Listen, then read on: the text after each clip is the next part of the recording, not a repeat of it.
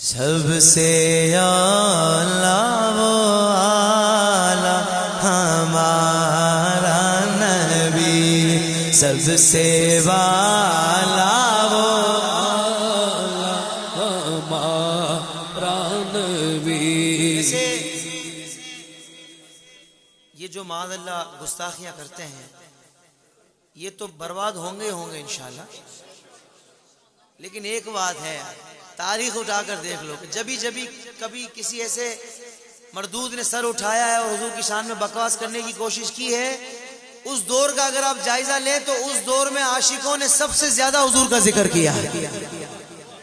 ذکر بڑھتا ہی ہے، ذکر کم نہیں کر سکتے،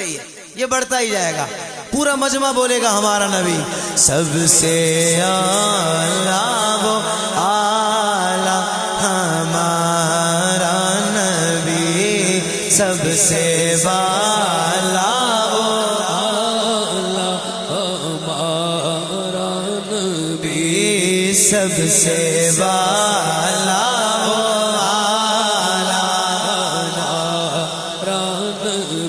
اپنے مولا کا پیارا ہمارا نبی،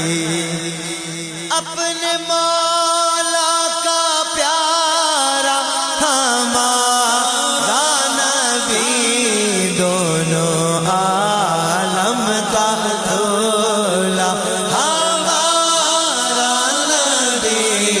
دونوں عالم کا دولا ہمارا نبی، جن کے تلووں کا دون ہے آب حیات، ہے وہ جان مسیحا ہمارا نبی، خلق سے اولیاء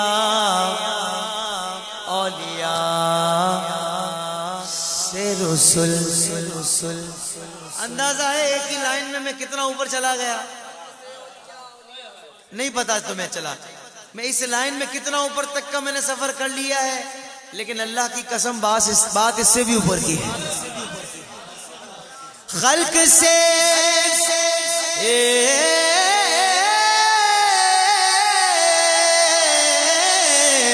خلق سے اولیاء سے رسول اور رسولوں سے اعلیٰ ہمارا نبی، اور رسولوں سے اعلیٰ نبی، سب سے اعلیٰ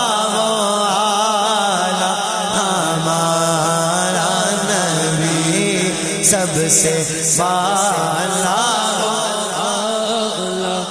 ہمارا نبی، مانگنے والوں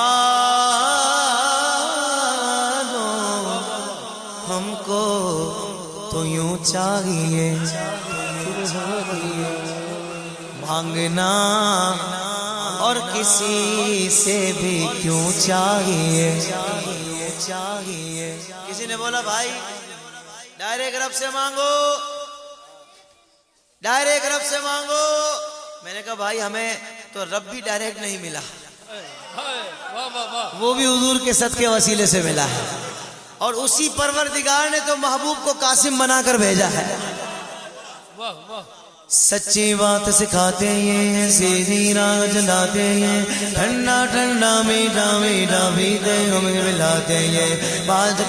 ماں جب اکلوتے کو چھوڑے آ کہہ کے بلاتے ہیں، باپ جگہ بیٹے سے واگے لطف وہاں فرماتے ہیں، مرکز میں بندوں کو تھپک کر میٹھی نیند سلاتے ہیں،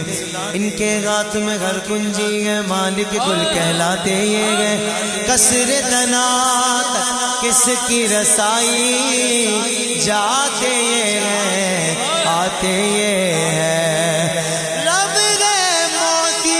رب عطا کرتا ہے، یہ ہے قاسم رزق اس کا ہے، کھلاتے یہ ہے، کون دیتا ہے دیر کو منہ چاہیے، کون دیتا ہے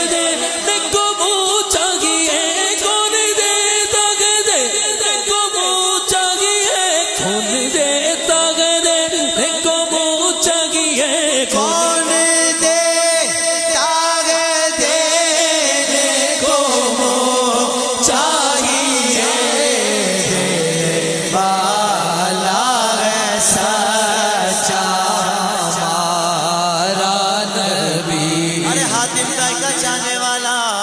حاتم طائی کا چاہنے والا کہنے لگا کہ ہمارا حاتم طائی تو اتنا سخی تھا، مانگنے والا جب جاتا حاتم طائی اس کو دیتا، وہی مانگنے والا دوسرے دروازے سے جاتا، حاتم طائی جانتا تھا یہ پھر آیا ہے اس کو پھر دیتا، وہ ساتوں دروازے سے جاتا، حاتم طائی اس کو اتنا سخی تھا کہ ساتوں دروازے سے دیتا۔ قربان جائیے میرے آقا کے چاہنے والے نے کیا خوب جواب دیا۔ آقا کا چاہنے والا کہتا ہے کہ تیرا حاتم طائی 7 مرتبہ دیتا تھا، لگتا ہے مانگنے والے کی یہ کیفیت ہوتی ہوگی کہ اگر 8واں دروازہ ہوتا تو میں وہاں سے جا کر بھی کچھ لے لیتا، پر میرے آقا کی تو یہ شان ہے، میرے آقا کی بارگاہ میں گونگا جاتا ہے، وہ مانگنے کے قابل نہیں ہوتا، لبوں سے نہیں بولتا، اس کو بھی میرے آقا اتنا دے دیتے ہیں کہ پھر اس کو حاجت ہی نہیں رہتی۔ کون دیتا ہے دینے کو چاہیے، کون دیتا ہے دینے کو چاہیے۔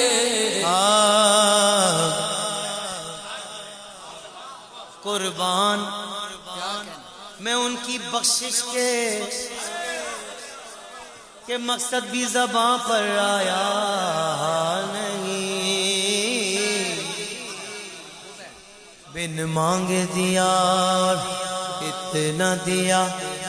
دامن میں ہمارے سمایا نہیں، دامن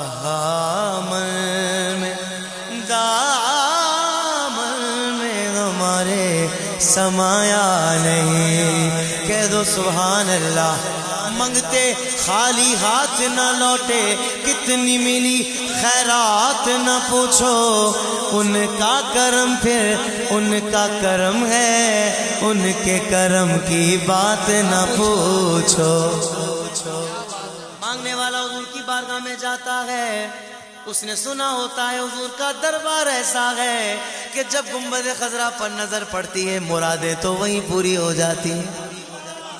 سوچ کر جاتا ہے یہ مانگوں گا یہ مانگوں گا، اور ہاں یہ بھی مانگ لوں گا۔ جیسے اس دربار میں پہنچتا ہے، دربار کی شان دیکھتا ہے، سمجھ نہیں آتی کیا مانگوں،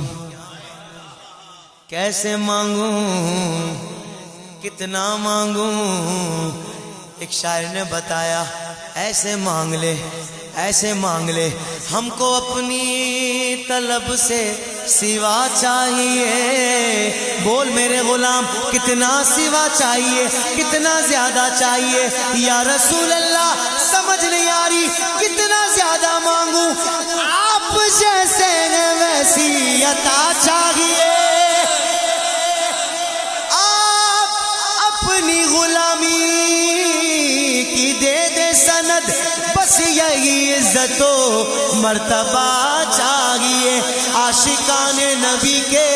ہے دل کی صدا، سبز گنبد کے سائے میں گھر چاہیے، بھر کے جھولی میری میرے سرکار نے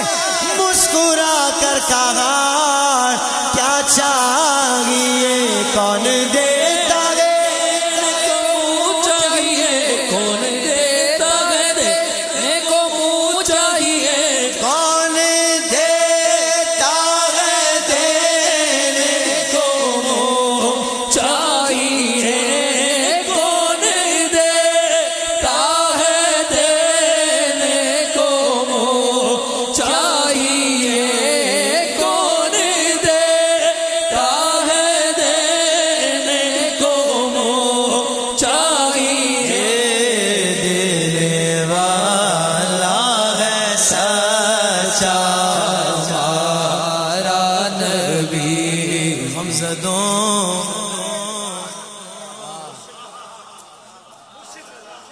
حضور ایسے بھی تو ہو سکتا تھا نا